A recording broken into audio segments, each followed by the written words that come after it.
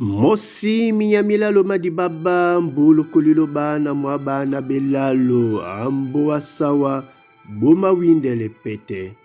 Lunjanga mikombe na mabunga bani solo o mabula ndengu na isobu pe bani nomo na yo wala usanja buya benangedi. Wape solo so mandamongo na yo utimbiseri abiweke masoma unyola bombunya ba wenge na jakwane pe monde dao unyola ponda ngonya iyo.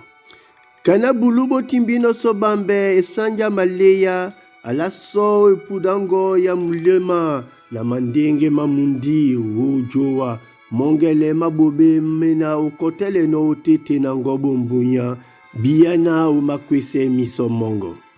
Bambambe bana esele misidi meye umbutu lunde mlema mongo na jemea ulakisane pe nyambe weke ebe na ebe bolobongo bumatunge.